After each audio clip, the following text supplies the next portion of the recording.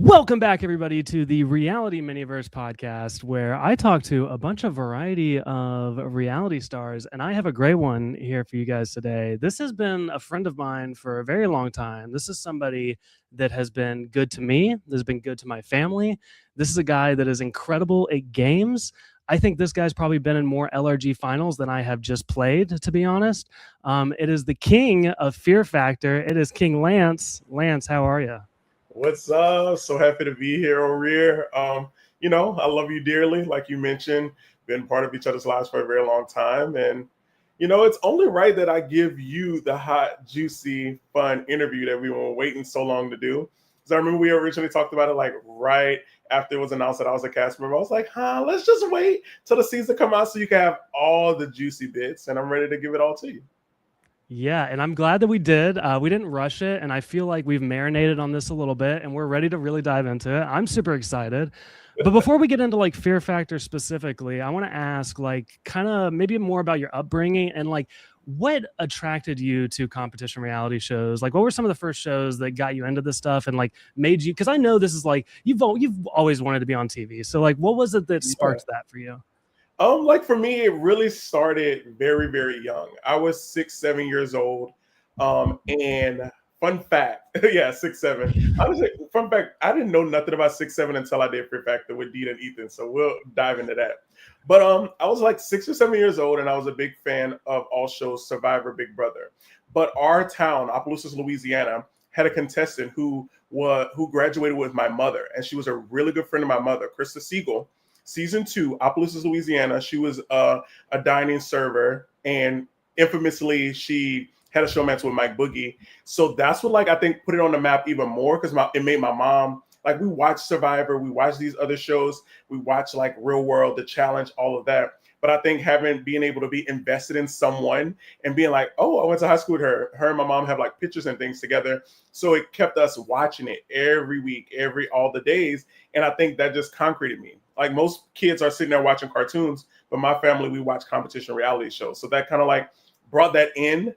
It brought my love for it, and it just like blossomed and grew. And then the thought of it is like, I'm 13, I'm 14. I want to really do a show. It was the final season of Endurance. It was the first show I ever applied for. I was finally old enough to apply for Endurance. And I was like, okay, if I get this, this is about to happen. It didn't happen, but it gave me that like fire of like, okay, they got kids doing this competition style stuff. Oh, it's only a couple years before I'm 18. Next has to be Survivor, maybe even Big Brother. And look where it's settled on, Fear Factor House of Fear. Yeah. Did you ever watch the original Fear Factor? Do you have any memories of that show? Oh yeah, like I am a reality TV guru, a reality TV junkie, if you want to call it. So I know all types of reality, and even like old Fear Factor from when they did like the Beauty Queens, and when they just did the Simple Six, where it was like two people go home in the first task, a male and a female. Then you have to get through eating, and then 9 times out of 10 is either 3 or 4 people at the end trying to win that prize. So I know the ins, outs, everything of Fear Factor. I knew the possible challenges I would be getting into. And I think that's what like drove me through the casting process because like, yeah, they put Blake as that like all knowing Fear Factor, but I was also right neck and neck with him knowing a lot about Fear Factor or just reality TV in general. Yeah, I'm excited to talk about Blaze specifically because while he's, I don't think an LRG or he has like LRG energy, right? Like he's the big fan and like it makes total sense that you like clicked with him.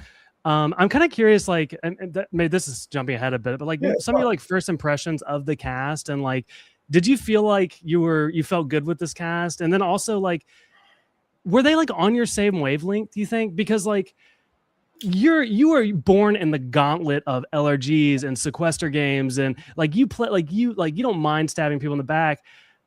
Do you feel like the cast was on your level? I guess is what I'm getting at. no, and I'm not ashamed to say it. I tell this to a lot of them. I run circles, leaps, and bounds around them when it comes to social strategy, what the game is all about. They went out there for summer camp, and it's cute and fun.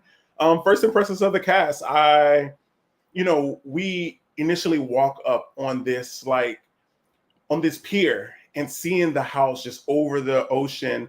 And I'm seeing some of these people in front of me and behind me. And as we lining up, I'm like, okay, very diverse group, cute, very much so different age and range, cute, but where would I fit in with some of that?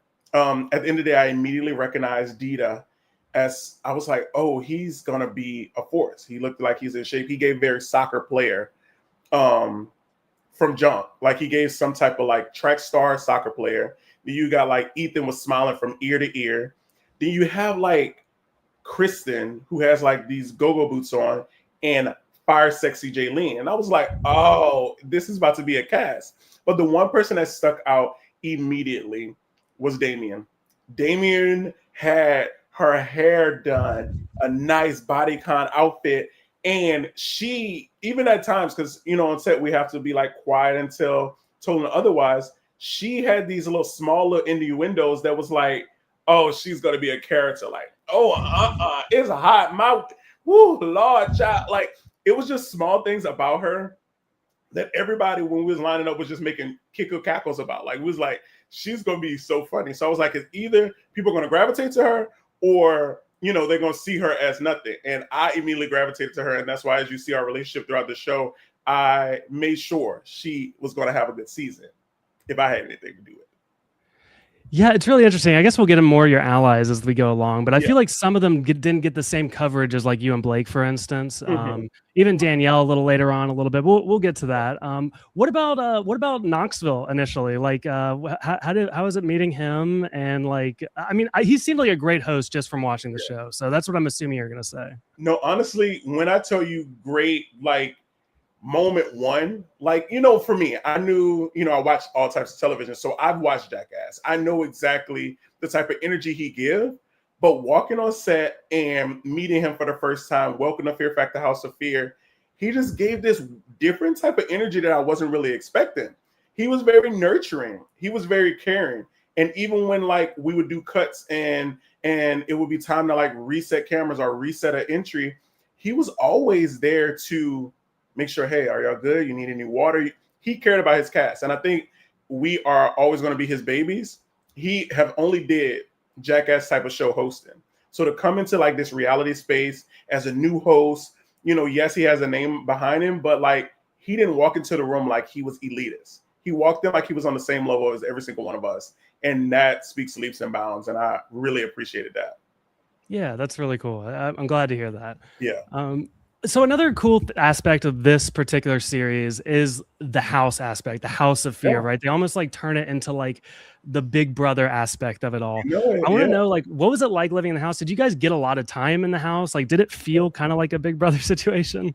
No, it definitely did. Like, I think that's what initially drew me to want to apply. I think deep down inside, like I could speak on it now, if I knew the format would have been the same old way, like the 6-person, one episode type of thing. I don't know if I would have like fully latched on to do it.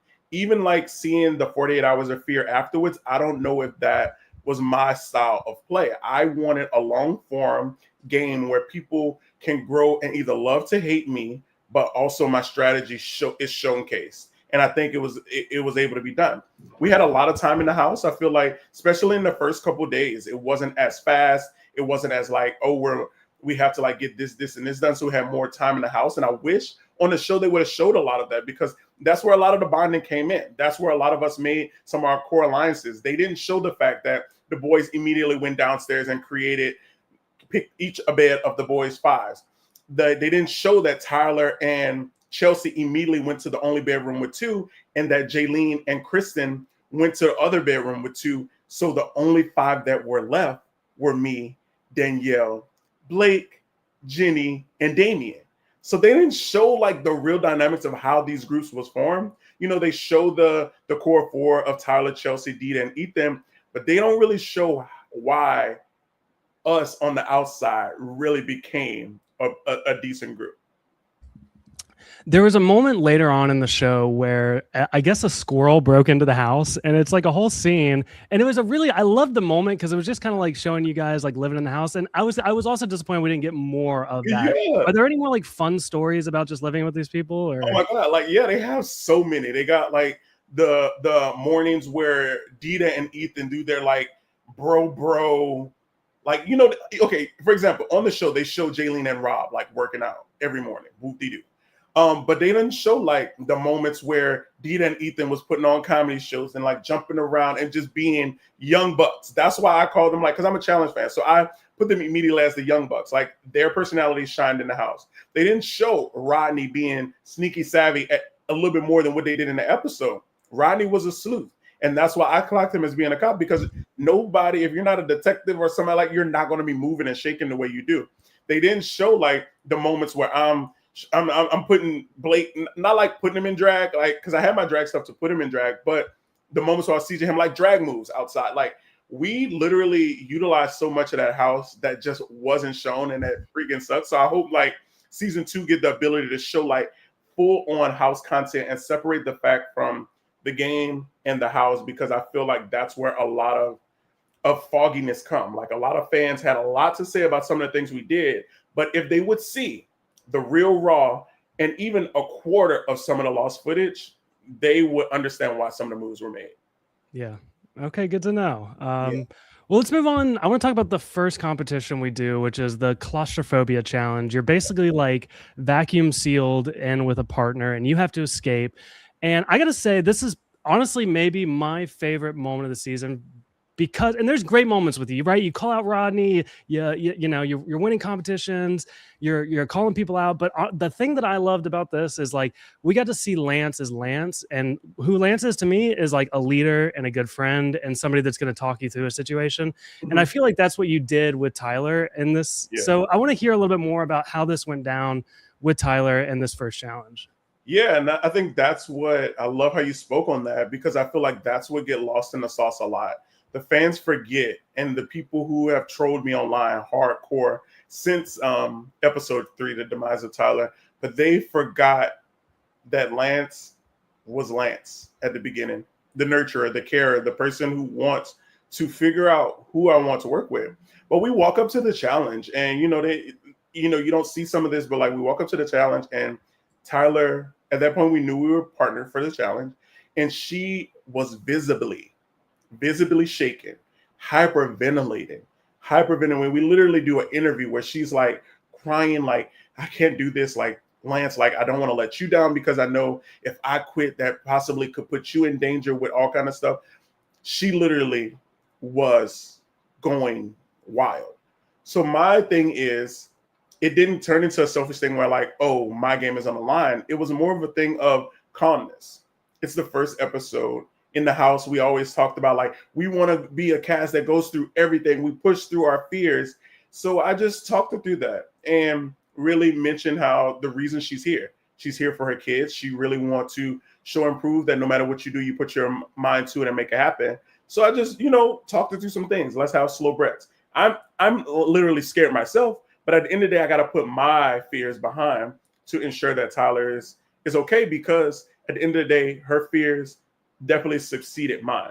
So I just was really a very nurturing, and you could see me talking through the challenges. Some of the stuff we talked about even before getting in there was like, hey, keep your eyes on me. Let's communicate. Let's not worry about no one else. Let's keep each other sane. If you need me to talk you through it, check in. I'm going to keep checking on you, push through, because them 10 minutes will fly by and then you'll be like, oh my God, the hard part is over. So I just wanted to be a nurturer, because that's who I am. In my friend group, people call me the boisterous one, the one that will be there for people when I need it. So that's mainly what I want to be for Tyler, because at that point we didn't really fully know each other yet. And I feel like me showing that I'm that type of person could also formulate me an ally. And you're never going to forget a moment like that. So I thought. Yeah. Okay, well, let's talk about your first in-game decision. I think you guys finally settled on Rodney, probably for some of the reasons you talked about. Actually, I think there was even some disagreement. Do you want to talk about like what it was like coming up with this first in-game decision?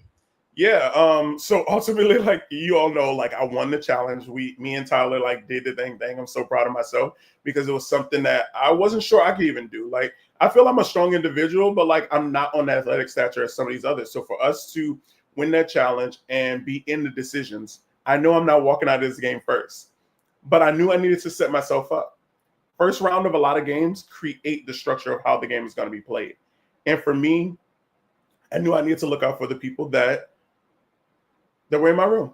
We had created something really great because we felt like that other people had other people hired on their totem poles. And we immediately get in that room and they are so set on Blake. Like easy peasy.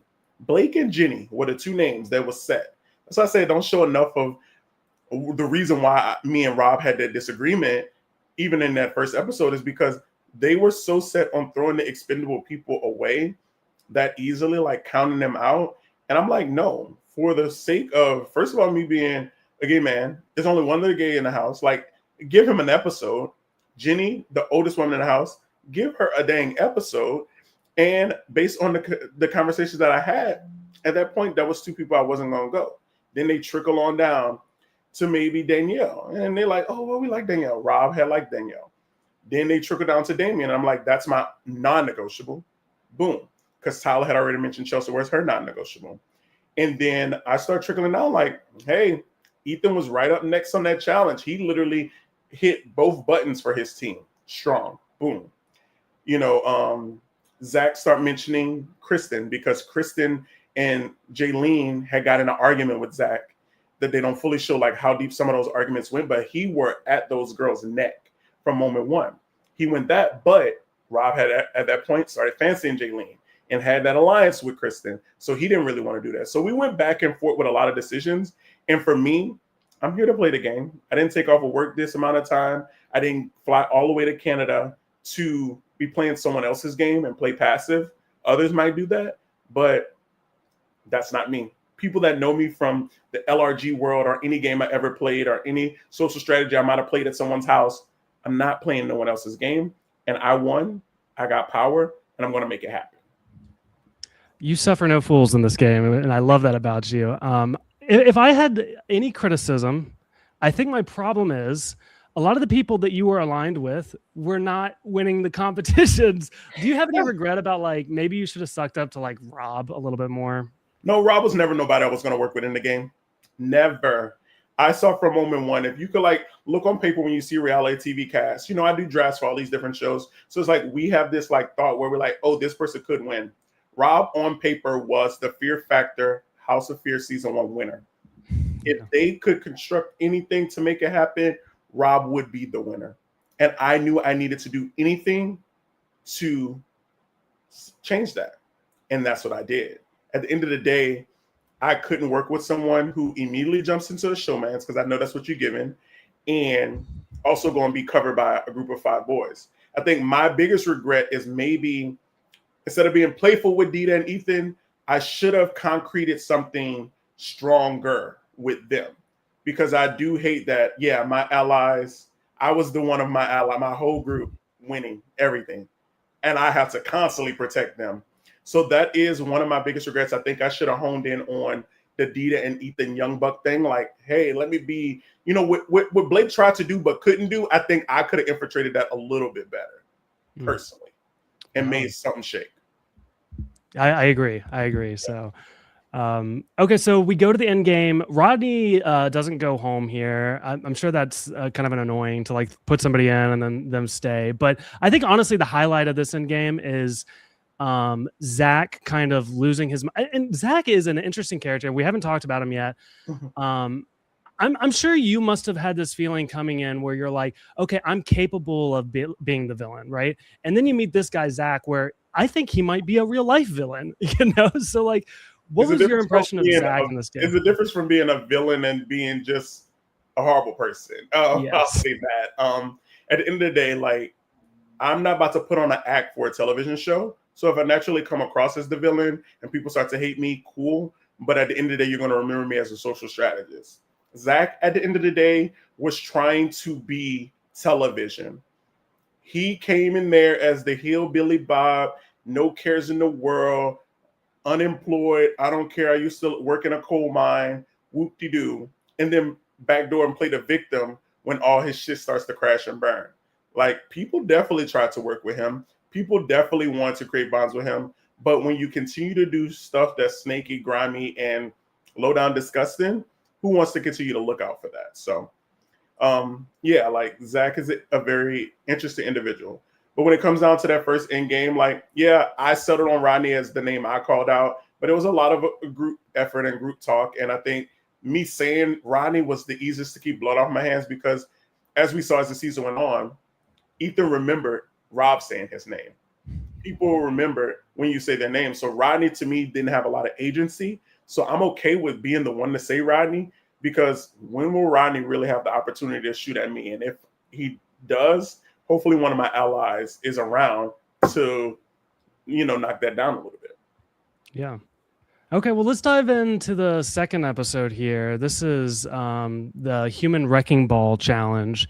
I kind of want to track this as we go along, but like also like comparing like the first and second, like there are moments, especially in this, where you are saying in confessional that you're nervous, but like you actually seem calm, cool, and collected up on the platform. And then obviously get it done. So like, I guess I'm wondering, like, how scared are you up until this point in both competitions? Yeah, when it comes down to episode 1 with the vacuum seal, it was definitely like an initial nervousness, but ultimately pushed through. It's the first challenge. Let's kill it. Let's have fun. I'm on freaking fear factor. And when it got to episode 2, like it really started to heighten up a few more of my fears. Heights, I might have been working in aviation at the time, but heights was a very big fear of mine, because for me, being in the metal tube, flying around the world, I'm not feeling like I feel like the ground is under me because I have an aisle to walk down. But being on a ledge, knowing that as soon as I take this step forward, I am free falling to possible death, destruction, and then have to like push through something and climb up. Like it started making me nervous, because I'm like, oh, this is going to start showing people's strengths. And for me, upper body strength might not be my best. Like I'm a strong individual, but pulling my 200 plus pound body up is a little tough. And we saw the struggles that I had in that challenge.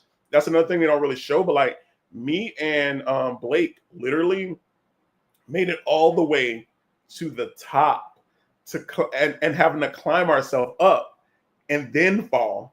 So at that point, I personally didn't have the strength to pull myself up, and my 200 plus pound body pulling his 100 something pound, of course, is going to make it ricochet him down. And he actually got a little like whiplash and hurt from a lot of the harnesses from that. And I felt really bad, because we did really good in that challenge. But of course the edit shows like, oh, we just, mosey up, tried to catch and fell. But it was a doozy. But it was definitely one fear that really got tapped into, and that was heights.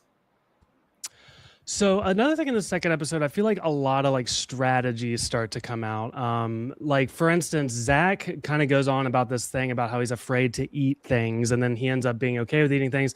Another thing is, I think you even talk about like trying to suss out what people's fears are. So I guess I'm curious, like, what was your strategy coming in specifically around the fears? And like, were you probing people for information? Were you active about that? Yeah, I think it really woke it up after I won the first challenge, and we saw what the end game preview is about. It basically tells us what is possibly in the end game, and I knew that was a vital part of the game that I needed to utilize. And I feel like I really started. We even seen that episode in the first episode when I'm like talking to Kristen and Jaylene, and they're like, "I'm scared of this," and then we see the preview that it's spiders and snakes. And so it's like, oh, if we want that person out, this is how we can make it happen.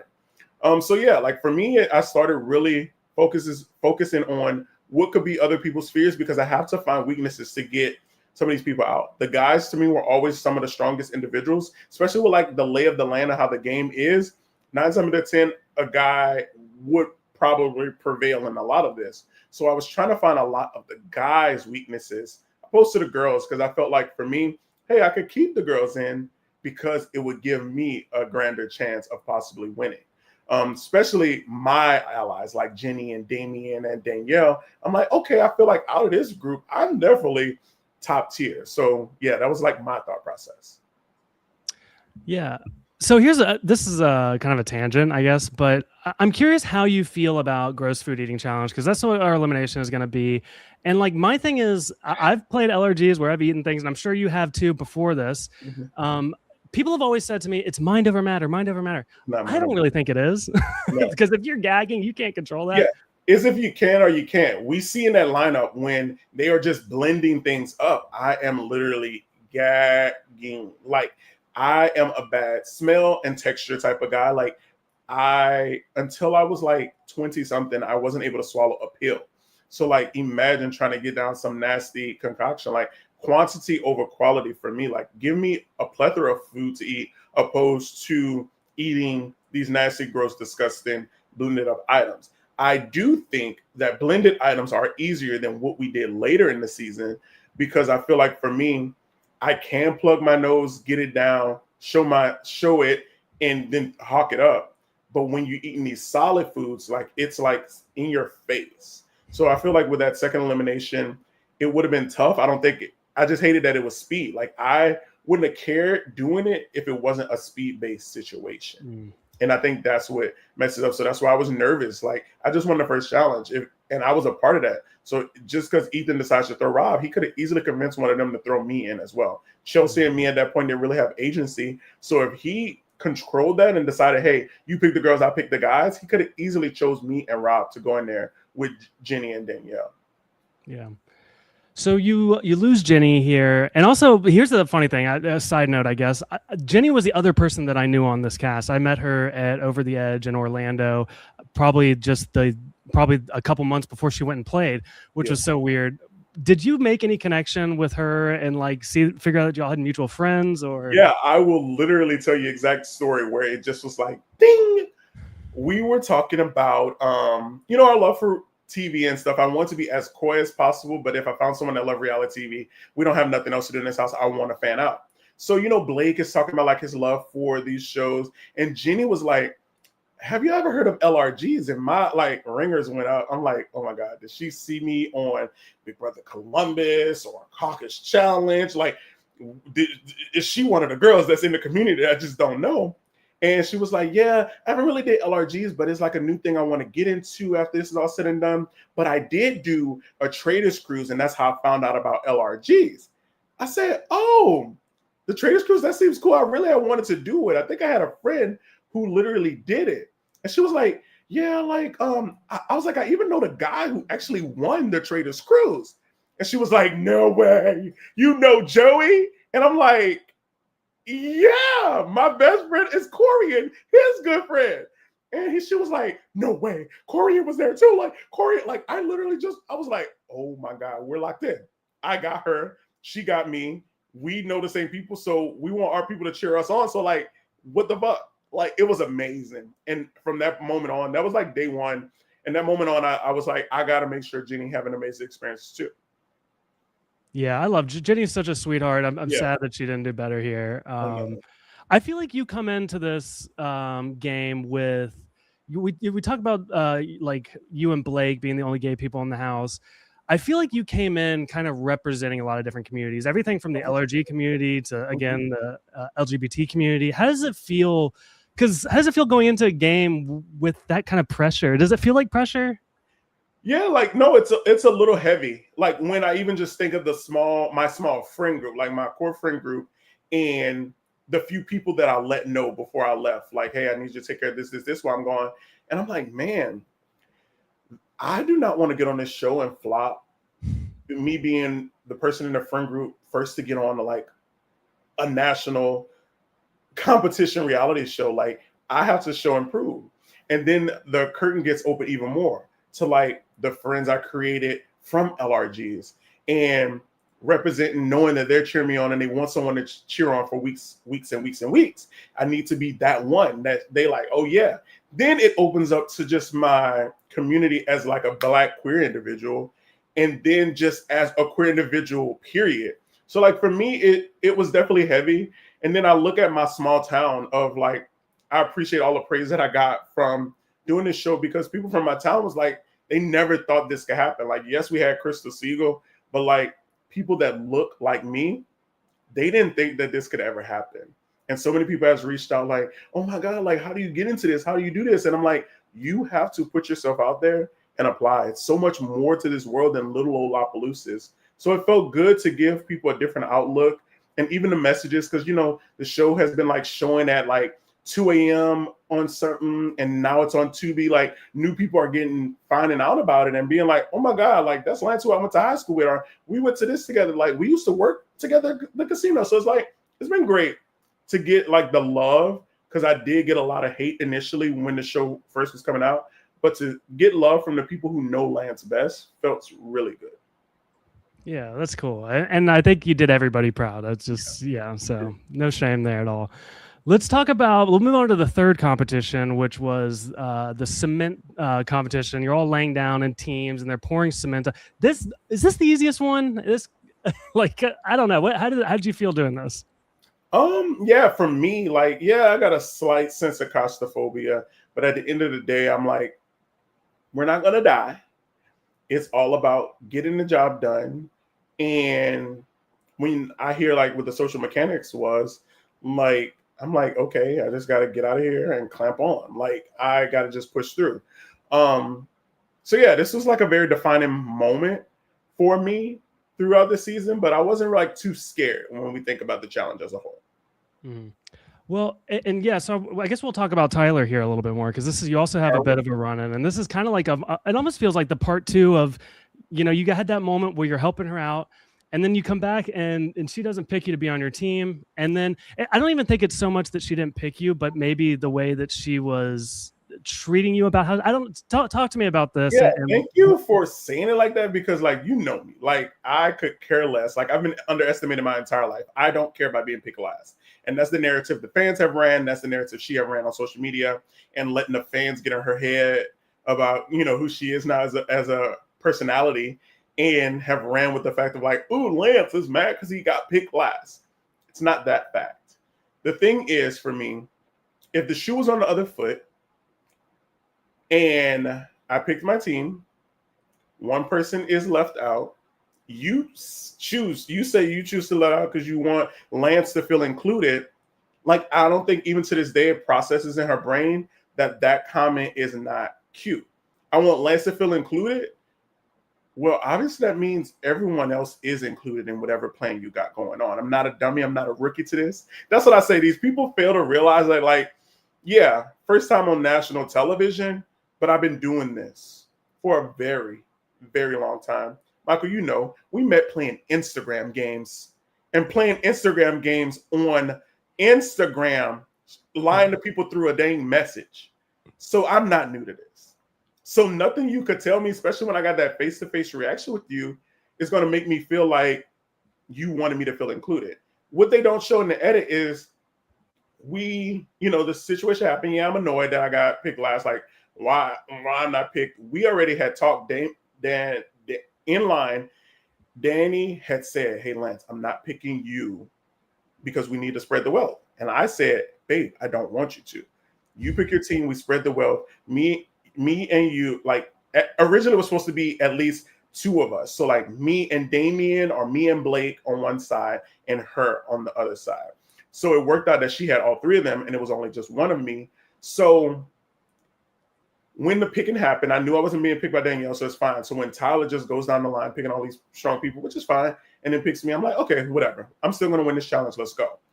It was when we got hoisted up and they show the voiceover, but they don't show how it really happened. We got hoisted up. We're congratulated as the winner. Johnny literally asked us, hey, Tyler, why you decided to stay down? She was like, I literally stayed back because I'm the team captain and I wanted Lance to feel included. Why are you singling me out and not saying I want my team to feel valued and included and I know they're going to look out for me? I wouldn't have felt no type of way if she would have worded it a little better.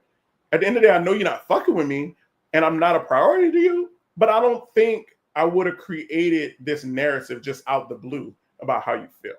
So for me, I felt like it was a single out, and I'm not somebody who enjoys being singled out. Like, it's 4 other bitches on this team. Why aren't you saying, why you didn't say Jaylene? Why you didn't say Dita? No, because you're working with them and you care about them way more than me. Simple and plain. Yeah. Yeah. It's so interesting how all that played out.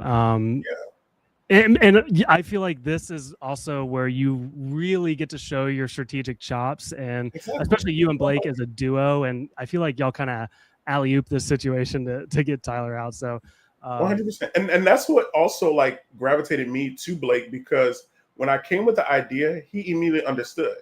I worked to save you in round 1, and round 2 you didn't go in, so they're gonna come for you. You see who won. Like, it's Ethan again. Now it's his boy Dita. It's Chelsea, Jaylene.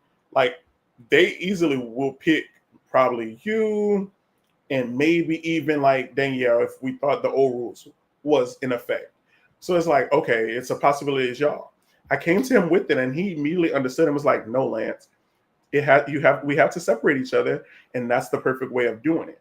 And then once we found out it was that extra layer, I was like, we have to also keep it that you will not choose Tyler. Like that was a caveat that when that's why Ethan and Dita went and talked to him because they don't know that we're that close. And they try to be like, oh, if you get the chance, you keep Tyler safe. And I'm like, yeah, keep that going because you could pick all your people and then put her down. In worst case scenario, she doesn't go home, but you let them know not to play with you. And for me, it just got to a point where like, if you're not with me, you're against me. And it's at that point, we don't have a lot of people left in the cast. I got to get people out. People has to go. So at that point, I knew I wasn't high on her totem pole. And people that have played LRGs know when you show me where I stand with you, it's a chop. Yeah, well said. Yeah, I loved this. I love seeing you flex those strategic chops, and I think this was. You didn't see me in some of my heyday, you know. Yeah, for sure. Oh, for sure. We've been there. Let's talk about the next competition, which is I don't even know how to what do they call it? You're being dragged by a horse basically, and then you have to let go. It's literally called horse drag. Okay. How is this? Drag race or something like. You mentioned maybe having a fear of horses, I think, tell me how this was for you. Yeah, this was quintessential the episode that they picked straight out of my fears. When I was 7 years old, I was bucked off a horse at a family farm, and it made me terrified of the energy of horses. So when those horses came running down the trail, I immediately go to how Tyler was in that first episode, like hyperventilating. And I'm like, what the hell are we about to do? What is about to happen? Like, I don't even like being near horses, so being dragged by one ain't working. But at the end of the day, I came here for a goal. I came here for a reason and a season, and I needed to put up or shut up. And of course, I go first. So I have to go first with this big fear and score the highest score possible, you know? So it was awesome. That's why I was like, was he really afraid of horses? Because he didn't see, like, you killed this competition. A lot of people online question that a lot too, but I'm like, y'all don't understand where the mental gymnastics comes in. It's like, what am I going to do? Am I going to just like, ooh, I'm not doing this? No, like I done did claustrophobia. I done did jumping off of a ledge. I done did all this other stuff. Like, why would I give up just because that 7-year-old fear is there? Yeah, I think that's the thing, and the key for your entire game here is that, and maybe the thing that you have that a lot of people don't, and it is like maybe that gamer mentality where you're like, or the competitive nature where you're not. It doesn't matter what they put in front of you, whatever the obstacle is, whatever the challenge, whatever the fear, you're gonna get over and get it done because like you're here to play, and that was what I love about you as a character. So. Yeah, no, it was definitely fun. It sucks that I didn't win because I did like so iconic. And all because I was trying to just stay put, I should have did like the boys and like tried to glide a little bit because how iconic would that have been if me and Damien won that round? And I think I could have did a little more finesse and magic. But I'm happy that my girl in that moment looked out for me, brought me in as her non-negotiable, like Ethan brought Dita in, and they created this weird concoction where they wanted Dita to go in. And I think that's also where the tides changed too, because Dita realized like you're not as invincible as you think, and it changed his whole mental construct the rest of the game. Yeah. Cooking mama. Yeah. So you mentioned this Dita moment where basically Dita agrees to get thrown in so that they can drag their enemies. I couldn't believe that y'all were able to convince Dita to do this. And would you have ever done something like this? The name of the game is to avoid elimination. I am never the type that's going to volunteer for elimination. I am never the type that's going to just allow that to happen. So no, Damien knew not to even put Lance's name on the table. If Ethan and Dita want to do dumb stuff, you know, what does dumb, like doing dumb stuff, you're going to end up making dumbass mistakes. And look how Dita almost went his ass home and Ethan would have been a lost puppy dog. Yeah. Think about it. So like it really humbled him. It let them know. Like I personally could not, especially when he wanted to be not the last tears. Not especially when he wanted to call out like too many girls have left at this point. He was upset. Like I'm calling out all the men. So I know like He's calling down Blake. He's calling down Zach and Rodney. I'm like, baby, keep me out of it. I'm not taking that chance. Even though I think I would have did good with the catching and the matching and whatever, but I'm good, boo. I'm good. That one looked gross. I like catching like carcasses of animals. Like that was a lot. Yeah, it was crazy. It was crazy to watch. It was smelly to watch. And the in-game arena is something. I can't wait to see what in-game arena is given in season 2 for sure. Yeah. Okay, well, let's talk about the next one, which I believe is the holding your breath challenge, or they're basically waterboarding you over and over. My first question is: they mentioned sharks and whales in the water. Do you think they're actually like? What was the danger of sharks? Because that's kind of crazy. I think personally, where we weren't in danger of that. But literally, like if you look out in the distance, like even when he's explaining the challenge, they literally have whales, like maybe a little further back, but like in there. We were closer to the like a little out from the shoreline so that they can't dunk us, but we wasn't like in the deep. Like, so it was definitely like waterboarding on steroids. Like what they don't show is the amount of like the time we were underwater. Like I know like in a lot of my intro videos that I sent in, they wanted us to show practicing stuff that we thought would be on Fear Factor. I'm literally outside of my apartment pool and I'm practicing holding my breath. The longest I ever was able to do it at home was like 45 to a minute. But the longest time that we found out we was under was 1 minute and 33 seconds. Mind you, I was like, it must be a mental thing when you're in competition where you're going to like push yourself to the brink. Because Rob also, like, this was the one time where I appreciated Rob. He is a scuba diver. So he knows these different type of breath techniques that help us to realize that like, oh, the end is not near. That the end is not near. Sorry. He taught us this thing where it's like you catch your breath and you're going to feel it. And when you take your last breath, you even have more seconds to go. So even when you feel like you're at the brink before passing out, you still got a little more time. And that's what I think got a lot of us through it, because Jaylene and water and all that do not mix. To say she's a Florida girl / California girl now, don't mix. She don't do staying underwater. So I think Rob's techniques is really what helped us push through, because it was times where I wanted to give up, and to be one of the ones left standing with Rob, I was so proud of myself. It was a moment where I was realizing like, I am one of the top contenders in this game. I am someone that could take this home, and baby, let's go. Give me the 200K. I remember when I was a kid, I used to practice all the time in the pool holding my breath. I don't know why, but it was like a skill that I wanted to have. And I knew that I could get up to a minute, and I knew a minute was really hard. So to hear that a minute and a half is so crazy. Yeah, and that's what I say. Like when I came back and I watched the show, my mom was like, oh my God, that's what you and your brother used to do even in the bathtub. And I was like, yeah, like I'm proud of, like as years go by, you lose your lung capacity. So I wasn't as good as I was when I was young, but to even make it to a minute and 33 and still didn't tap, kudos to me. For real. Well done. Yeah. Okay, well, let's talk about this. Is the second half of this episode where Johnny comes to the house. He comes knocking on the door, and he kind of interviews you guys. What was this like? Was a weird? Was it surprising? Were you like sus of this situation? I'm also a little sad because I'm one of the ones who they ran out of time, and me and Johnny couldn't have a one-on-one. Oh, so okay. I'm still a little bitter by that. Damien got her moment. Jaylene got her moment. Even Zach Waniaz got his moment. I didn't get my moment with Johnny, and I feel like I'm owed that. So, y'all know what that means. I feel like I'm owed my moment, but it was cool, like to hanging out with him. And we took a shot with Johnny. We had this moment, but like at the end of the day, I'm a study of reality TV. If a host is coming to your living quarters that never comes there ever, something is bound to happen, and we knew that something was going to happen, and it happened. Yeah, so the game really blows up at this point. I feel like it really comes to a head for you as well, because I feel like, and maybe this is not necessarily true, but at least on the edit, it seemed like this was the first time you were being open about your alliances, right? You were yelling at Zach, and you were also cheering for Damien.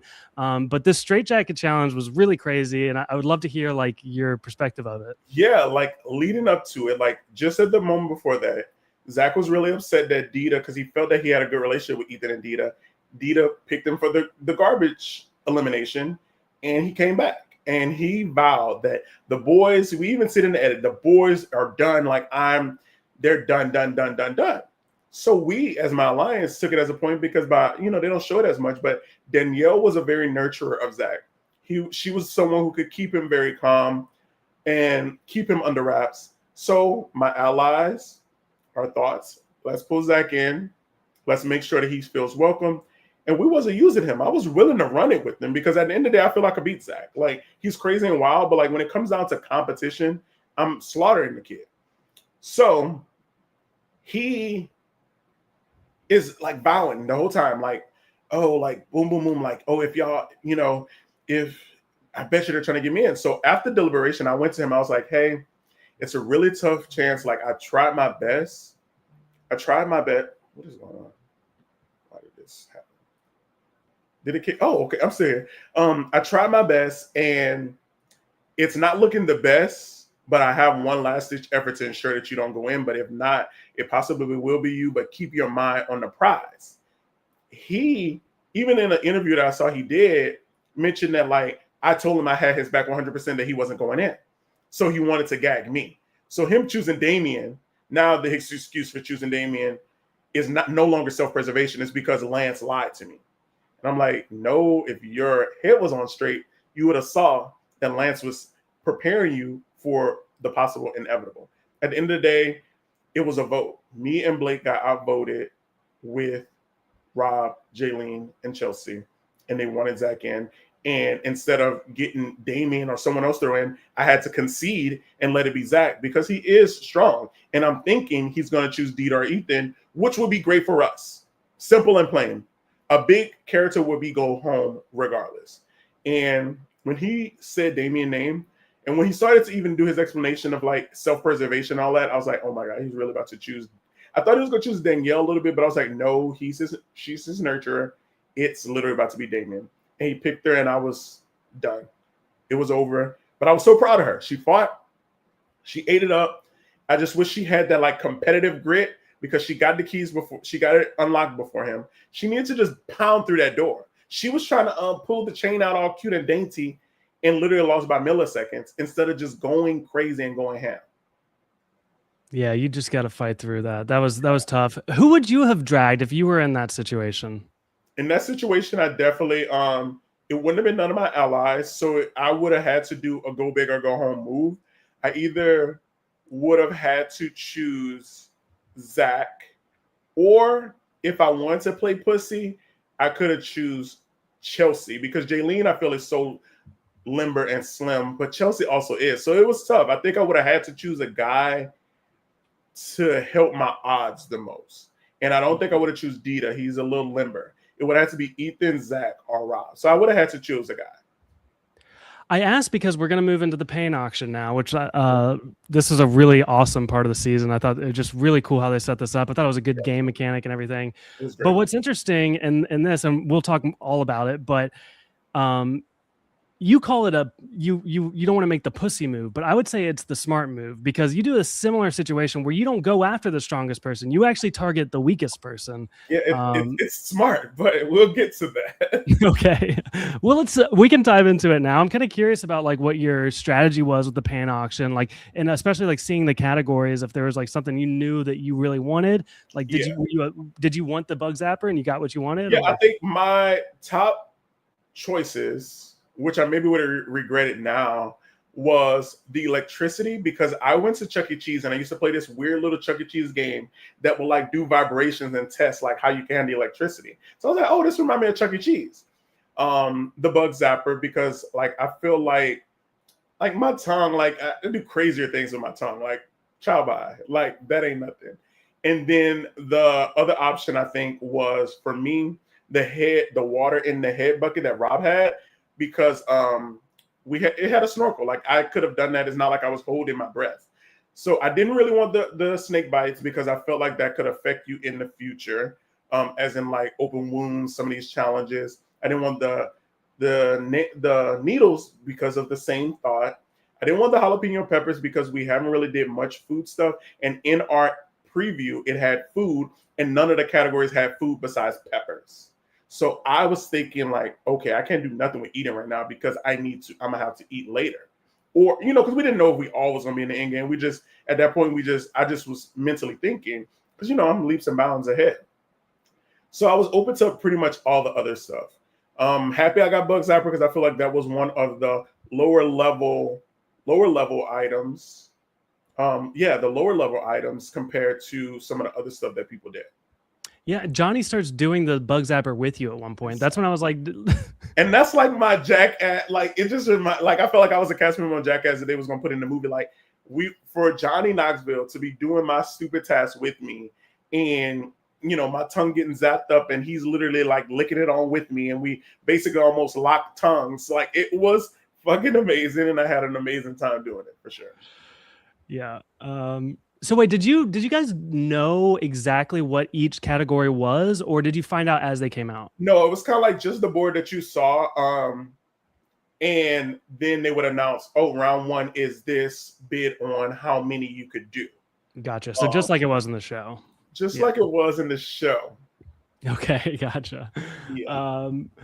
So I think another iconic moment from the entire series, because there's a lot of articles written about it. I remember seeing this picture everywhere of Dita like crying after the needle thing. Oh my God. It literally hit TMZ. TMZ. Like Dita's like horrified face. And that was like one of the things they pushed in the trailers and stuff too, the super trailers and everything, because the producers knew it was going to be a groundbreaking moment of the season. Literally, our producer Kevin Lee literally was like, y'all, the paint auction will be a game-changer moment for the season. It will set the precedent of what Fear Factor is. And we're like, okay, what does that mean? But when it happened with Dita, we knew. And it was emotional to watch. Even if you wasn't his ally or wasn't his best friend in the house, like seeing him do that was tough. The screams were real, the feelings were real, the tears were real, and the emotions were real. That's not easy. Even some of the people that love tattoos, I don't think you would appreciate just needles just going straight through your arm like that. And the way that they were concave and convex and whatever and the word stayed in. When you get your ears pierced, it goes in and out. You don't keep it in. And then they had to do all of them before they even pull out any of them. So it's like you're getting double the pain. Yeah, I'm glad you didn't have to do that. Was that? Yeah. Did you ever feel like, and this in particular, but throughout the entire season, was there any moment where you're like, this is too cruel, like they've gone too far? Yeah, no, I think it was that moment was number one. And like on Fear Factor, we know we're gonna eat crazy stuff. Like I think I would appreciate eating the bald testicles instead of just seeing two big snouts on my pie. Like I don't know, certain things that this was a little too deep. And episode 9 turning into the challenge opposed to Fear Factor. Yeah, we'll talk about that because I have some opinions on that as well. Let's talk about the actual pie eating though, because this is you have kind of a coming out party, and I love this moment. I really do. And I don't know if I'm sure you probably got some hate for it, but like putting the pie on Jaylene, who you knew was a vegan, I thought this was brilliant. I thought this was really smart. It was a really and they gave you crap about it, but like at the end of the day, if you're not going to sign up for the show, if you're not willing to eat you know what I mean? You came here to do it. It's all fair game. So, yeah. That was the thing. Like, it's like at that point, I had talked to my allies. At that point, we kind of knew like the coins meant that you get one less pie. Like everyone was given a pie, but if you had a coin, everybody was originally given 2 regular slices of pie, but if you had a coin, you only had to have 1. So at that point, Zach and Jaylene were the only ones with no coin. So we knew they had 2. These burly boys, like Ethan will eat anything, Dita will eat anything, Rob will eat anything. And at that point, Zach scared us that he could eat anything because of episode 2. But we had also pulled, even after he eliminated my closest ally, I called truce with Zach. I'm not mad at you about it. What they don't show is that we literally created a new alliance. And it was like, Zach, they still don't mess with you. They still don't care about you. I know you eliminated my ally, but let's run it. We have to all stick together. So many people gave a lot of us shit, like gave me, Danielle, and Blake shit online for like, why wouldn't y'all just give it to Zach? Why wouldn't y'all give it to Zach? Why, when we have this force being created against us? These people, people forget that we lived in a house. I see who's talking to who. who's hanging with who, who's going to film a scene together. Like, here we go. I am not a dummy. I know who's together. So if Chelsea and Jaylene is always together, but then Ethan, Chelsea, and Dita are always together, Jaylene is coming in by proxy. And when Jaylene get brought in by proxy, that means we have Rob. So we have 5. And we also see how they all sat at that table, all on side of each other. Then Zach, then Danielle, then Blake, then me. That's telling as well. Come on. Yeah. I mean, yeah, you're not an idiot. You had a read on these people. I want to know, you got the choice. You picked the congee herring pie, which I still don't know what the hell that even means. How did it? I don't know. Was it disgusting? Me and my allies, because we knew like a pie couldn't be chosen a second time unless it was unless every pie was chosen. So what a little tidbit, hope I don't get in trouble for it, that they don't show is that each plate at the bottom, we got to sit where we wanted. At the bottom of the plate, it had a Fear Factor logo, and that person started a safety chain for picking pie. Oh, okay. Yeah. So that also gave me the ammunition I needed to know that they all were working together, because it went Dita, Ethan, Chelsea, Jaylene, Rob. Rob then picked Zach. Now every pie is chosen. They're dummies. Why wouldn't you force one of us to get the nastiest pie? They called Zach to get the nastiest pie because they're trying to show him they're working with him, but don't realize they're giving him the nastiest pie. Now the picking is reset. So me and my allies all look at each other. It's like, hey, which one do you want? So Zach picks Danielle. Danielle picked the one she wanted. Danielle picks Blake, and I obviously get last pick. So I had to pick a litter of what was left. And I think out of what was left, the congee herring seemed less loose. It gave more like a peel where I could just like chop it up like rice, swallow it. So congee herring is like a rice base with like congee herring is a fish. So it's like this fit. Ooh, just thinking about it. This fish layer, it was bad. It was horrible. And I think I made the mistake. I should have saw whenever Chelsea got it, because Chelsea got it first. It was this solid block. Every other pie was very loosey. I'm like, why did I pick the pie that stayed solid?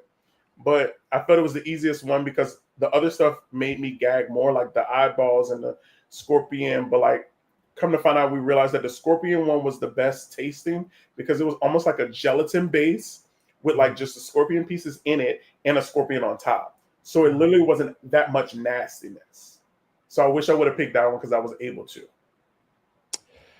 Yeah, so this episode ends on a cliffhanger between you and Zach, which I remember at the time, watching it the first time, being very nervous for you. I didn't know how this was going to go, but you beat Zach. We come back next week, you beat Zach. I thought, Yeah, it felt like amazing because Damon had just went home the round before, and it felt like I did it. Like, even though I wasn't fully targeting Zach, it came down to us, and I'm like, I'm not going to let Zach be the one send me and my girl home. So like, and I'm not about to go home. This was the fear coming into the show that like my friend group know, like I'm worried about any of the eating, and to be able to get through it showed me that now I'm here to win. Because also like we also see in that round, like Dita literally created this false narrative about I had something to do with Damien's demise, and now it makes sense because Zach was running that fake narrative about I told him that he was safe, so that's why Damien went in. So now it kind of makes sense more like after I watched it and knew all the information and why Dita said that. But at that point, I was really upset with Dita because we had made a great kinship. So I was mad about that. And I think hearing everyone cheering for Zach when they wasn't cheering for him all season long, to have just Blake there, like coaching, like, Lance, you got this, small pieces, take it. He's still struggling. It felt good. And it made me super indebted to Blake until all in, to be honest. Yeah, I think it's probably an underrated aspect of these shows, like to have people on your side. I think that like you see it on the challenge, people on the sidelines. It like adds an extra thing. And to hear all the people cheering against you is that first little jump. Then it's also disheartening because people want you out, obviously. And then to have your ally like pushing you through, it just is like chef's kiss. I just needed that little to be like, just swallow it. Think of it as a pill you could throw up after. Yeah. Well, cool. We'll stop talking about food now. Let's go to the next episode where you're gonna walk the plank. This was an interesting one. You're paired up with Blake, I believe. Again, yeah. Uh, yeah, what do you Yeah, think about look, this? it's the two heights challenge together. Like that's the crazy thought. Like honestly, once again, like I mentioned, that heights is like my top tier fear, and then adding the blindfolds of not knowing where the floor is under me. As you can see in the episode, Johnny was definitely telling me like, "All right, Lance, you gotta just go." Like I would start, hesitate, and dive back, and my legs became noodles, and I'm just like, whatever. And I'm like, okay, I can't step here forever, so now I just gotta like trust the process, and then just woo, whatever happens. Like I didn't think that was gonna be a win for me, but I knew with me and Blake both being partners, we kind of needed to win because it was either gonna be me or him. Yeah. And I didn't want it to be me. At that point, I was the only person not sent in. Me and Chelsea were the only people not sent into in games besides the one where we all had to do. So I was like, dang, my social game is eating it, and I want to keep that streak going. So I didn't want to have to touch another in game. Yeah. Well, this really is like, Blake has, he kind of has a crash out, and this is his final episode as well. What was that like in the moment? He was cracking me up. He said something like something about having been a dog owner. I don't even remember, but he was. Yeah. What was it like in the moment? I would love for you to interview Blake because I feel like he'll give you the real raw of it all. But we kind of had talked about knowing when Jaylene and Chelsea won that because of what Jaylene did to me, it would probably be me or Chelsea will want to get her revenge for her girl Tyler. So we both knew one of us was going in, and we was just talking through ideas that could get us further. I mentioned to him that I felt Dita was the weakest. If he wanted to go grand, Dita was the weakest out of the duo of Ethan and him. And then he also didn't want to choose Rob because he felt Rob was like really, really strong. But he, in his mind, felt Ethan was the winner of the season. Correct. So he was like, hey, if I'm gonna go home, I'm gonna go home to the winner of the season. And try to like stop that from happening, which is kudos. But at that point, what they don't see with the house dynamic, Dita is still sulking over the fact of like almost going home, not feeling like he's performing well. Like sometimes you gotta like kick people when they're down, and I feel like that's where Blake's social like strategic mindset wavers from me. At the end of the day, I know I have to do things that benefits me. Me choosing Jaylene was to benefit me. I could have choose Dita from our argument and gave it back to him, and he would have swallowed the pie before me, and it still would have gave me, yeah, I beat Zach, and it was just out of me and Zach, but Jaylene would have finished way before that. I wouldn't even had an adversary. So, it's just like for me, I just think strategically always, and Blake got into the mindset of like, a lot of his story this season was like, I'm a gay guy, teacher, like I need to prove that I can hang with the big dogs. And I feel like he used this season as his way to show himself and to shine on his own, to say, I can do it no matter who I'm against, what I'm against. And I give him a lot of kudos for that. And he did what he needed to do. Yeah, what a good run for Blake. It was fun watching him and y'all's relationship as well. Yeah, I would love to see Blake on something else. Like he's a competitor. He knows reality TV just like me. Like I just seen him. We was at the Survivor finale in Orlando, and he's just a light. And when I tell you the love he has for reality TV is on the same level as our weird selves for doing this kind of stuff. So, well, cool. Yeah, I would love to meet Blake one day. He seems great. Well, let's talk about the next episode, the next challenge. And I feel like I'll tell you what my perception was of the situation. And I feel like you'll correct me on it because I feel like the edit was trying to make us think a certain thing with this competition. So it was the human claw, and you had to pair up again, and you pair up with Danielle, who's your last remaining ally. But before this, she makes a comment in confessional where she says something along the lines of she's not buying what you're selling. And then it comes into the competition, and there are a couple moments where it seems like she's struggling with the remote. It seemed like they were trying to make us think that she threw this. So I want to hear now, do you think that that's a possibility, or am I reading the situation wrong? No, watching the human claw, I wouldn't say I feel like she threw it. I just feel like our communication, like she was maybe the ally that I had great talks with, things like that. But like when it comes to like communication and challenge, it wasn't the best. But for me to get 3 and others that's not on the same level as me to get 8, it humbled me. it let me know like, ooh. But at the end of the day, I just think that challenge just wasn't mine. I don't like live animals. Like I hate rats. And then like snakes scare me, and being in the same pit, like it had some secondary like nervousness. And what people didn't see, like I have to like tell her west, northeast, whatever. It's hard to really realize where I'm at. I'm a bigger guy. Being hung up like a rotisserie chicken, like it was hard. It's literally a very viral clip. People still be sending me and commenting on the post from me spinning around, just going crazy. And a lot of people felt she threw it, but I'll give it a benefit of the doubt. She knew that either I needed to win or her needed to win. So, or maybe this is her way of showing her allegiance to Rob. We didn't see a confessional about it. We didn't see a scene about it. So for me personally, I don't think it was meant to throw, but I think they just used some of her words and confessionals to make it seem like she maybe was throwing me to the wayside and jumping on a new boat because she thought Rob was with her. And we ultimately see how that turned out. Right, exactly. I love you in this episode and how you handle the Rob situation, because I think you correctly identified that there's nothing you can say to Rob to win him, like to change his mind. Or so you, again, you suffer no fools. You eat him up.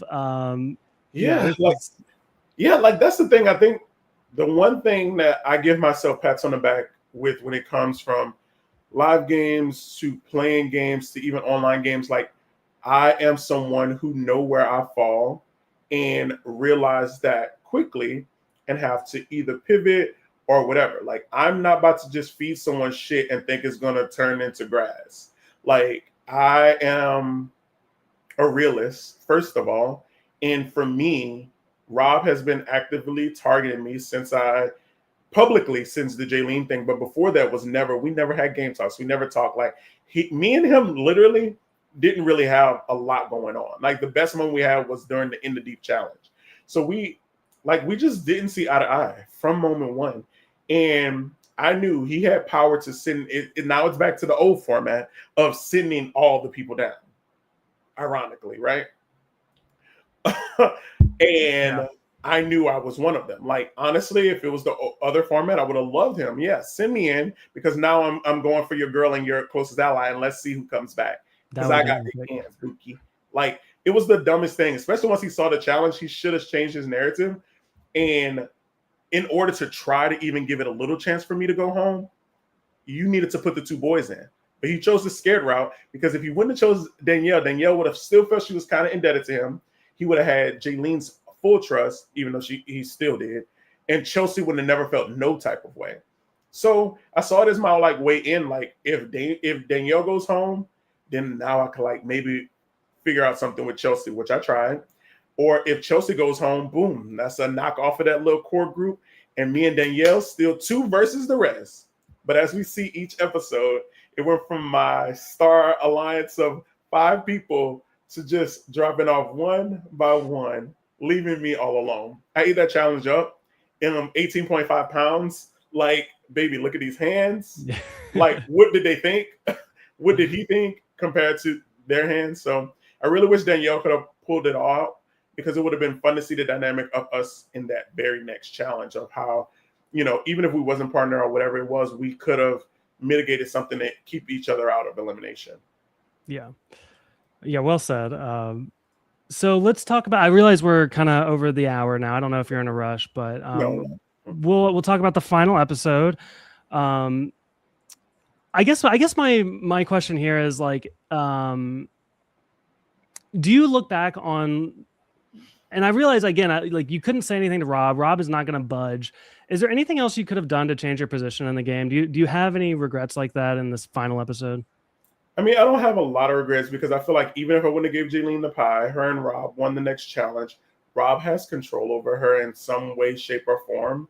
And what they don't show is that me, Dita, Ethan, and Chelsea had created a new kind of 4 because that couple was like kind of getting under a lot of our skin and was like, we can't have a couple going in towards the final. Because once Danielle went home, it was announced that it was the semifinal. So we knew like, oh shit, like it's semis, and then what's after semis is finals. So like we knew that we needed to knock that couple down, and we got ironically placed. And maybe it's because we spoke that up as soon as we got back to the house, and behind the scenes, they made sure that Rob and Jaylene were partners, and then the other of us were. And then, ironically, the worst case scenario happened because if Dita and Chelsea would have won, they would have sent in, of course, me with Rob, Jaylene. Maybe I had a chance. Still tough. Me and Ethan, don't know if I could say this, but I will say me and Ethan was close. Y'all seemed close. As in, no, that too. We had grew to be close, but oh, I see. Okay, sorry. Okay, very I see. close. Yeah. Imagine me and Ethan winning. It would have had to be Dita, Rob, and Jaylene, because it gave us a chance of knowing for sure one of the couple was going home, and maybe Dita could pull it out. Because Ethan had even knew, like, we can't throw Chelsea in. If we want this to happen, we have to send in Dita to maybe get out Rob. So we were ready to do it. But, as in regular reality TV fashion, the worst case scenario seems to happen. And I knew at that point it was nothing I could do. So when you see the scene of everyone having their individual moment, I literally, because they had us like ostracized, and then they was like, okay, Lance, it's time for your chat. And I'm like, first of all, everybody didn't have their chat. Whatever. I'm going in this chat last. What they don't show on the TV screen, I had my drag. So I pulled some stuff out of my drag bag and I put some high heels on. That's why if you go look at the scene, they will literally show only this much of my body because I have my high thigh high boots. And if you listen closely, you can hear the click clacks. And I came out there like a diva. And then I sat there and they're like, so whatever. And I'm like, yeah. There's another clip that people love. They love to clip it and send it to me. It's like the good talk. Like, oh, good talk? Like, yeah, like, girl, whoop-de-doo. It's nothing I could have said to y'all. Y'all would have been blowing smoke on my ass, or I would have been wasting my breath. Yeah. And at that point, it got to that point of the season. I'm agitated. I'm over it. I've been gone for 3 weeks. I'm over it. Yeah. And unless I'm winning, I'm in a bad mood always. And that's what it gave. So I'm like, why am I wasting my breath with them? They're sending me in tomorrow. My focus needs to be winning. And as you see, when we wake up, I'm having a whole montage of me on the balcony and talking about my mom and like how proud my grandmother is of me. And this is a dream come true for all of us. Like, yeah, I'm living the dream, but they always wanted this for me. And I knew the reason that I was here. I was there to be able to buy my mom a house that she deserves and give her the life that she has afforded me for all my life. So I just got in the headspace of like, whatever this challenge is, push through, Lance. You got this. You've been strong as hell all season, winning shit and eating it up. Then we get off the van, and in the lights, we see what the challenge is. And I am like already writing my swan song. It's hard to get into a defeatist attitude, but when you got Dita, who's a soccer professional, plays professional soccer, and you got Ethan, a 20-year-old sprung from Canada, who literally has fucking biceps or whatever you call them, things of steel. It's, unless it had a different type of component where we were doing trivia and you get tilted from that. But when I realized what the challenge was, I knew that this was the end. But I had to give a fighting chance. And to be up there for 34 minutes and only lose to Dita by like 33 seconds. And then, who knows how long Ethan would have lasted. But like, to know that Dita was literally right behind me after like a few, like, because you can even see in the scene, like I'm just making it to the ladder when Dita falls. So it's literally less than a minute. So it was disheartening. I'm proud of myself. I was able to play a competition reality show, but it just bit the bug even harder for me. It's like, think about it, from us when we played our LRGs, it's like, when is our next one? Yeah. That's how I feel. I'm ready to show social strategic Lance on an even grander stage. Yeah. So I have to ask, that leads me into one of my last questions, is what is next for King Lance? Like, are you eyeing something, or can you even say, or? Definitely eyeing some things, and definitely fillers are out. I have a really good relationship with the production company, a really good relationship with some of our producers. I even had like wrote one of my producers and I was like, hey, do you know the person in charge of this? And she actually was like, oh, you were great. I'm gonna have to put some fillers out for you. So like for me, it's just a matter of time. Um, you know, I had something going that was supposed to happen, but it didn't work out. But whatever's next for me, I'm ready. Give me House of Villains, give me Traitors, give me any new format. You see these reality stars recently went on this like survivalist type of like whatever you got in the works for Lance that you feel like I would check the bill off for. I'm ready, bro. Like I want to do it again. My life has changed since Fear Factor, and I just want to continue shining and continue showing the world why when I was young, like most people have this like, ooh, I want to be an actor, I want to be a lawyer, I want to be a doctor. I always saw myself as a reality TV icon. Like literally in my 6th grade graduation book, it's like move to Los Angeles and be a reality TV star. And the first check was I moved to Los Angeles 2 years ago. Second check, I made it on a reality show. And I feel I was the star of Fear Factor House of Fear. Let's be clear. I don't know if season 2 would be there without your boy. Because let's think, if I didn't do some of those moves, what would we have had? What would we have had? So like that's just where I struggle with wanting to play something else again. I'm ready, Mike. What you want to see me on? Let's talk to what you want to see me on, Mike. House of Villains would be so good. Like you would, and here's the thing, and I kind of agree. Like I feel like we got to see you as a competitor, and you really shined as a competitor, as somebody that's never going to give up. But like as far as like the true social strategic chops, I think that you would have a field day in House of Villains. So I'm going to put it out there. I would love to see that. Yeah, that's definitely the one I would love because I feel like it's camp, but it's also like I'm able to be strategic and people won't be butthurt by some of the things I do. Whereas you go on some of these other shows, like people gonna be like, oh my God, it's Lance again. Making a woman cry. I didn't make her cry. She had crocodile tears. So another final question. What is the relationship like with the cast now? Like, are you good with most people, or because you made some enemies, but I don't know if that proceeded into real life. Yeah, like when shows come out, like I think any reality star could attest to it. When the show come out, people have newer feelings about things, and some people took some of the confessionals personal. Some people felt that I moved in a shisty, nasty way when it comes to Tyler. Some people felt that I was Billy Badass in the confessionals, but like Lance was Lance in and out of confessionals. You knew where I stand, and I was a very boisterous person. So it definitely did sour some relationships. Not saying I care about some of the relationships that I soiled. Like I'm sorry that I hurt them in whatever way, shape, or form. But if I hurt you by playing a social strategic game, maybe we were never meant to be friends. No shade. Zach is not someone I ever care to be friends with. You and me both. At that. Tyler and Chelsea.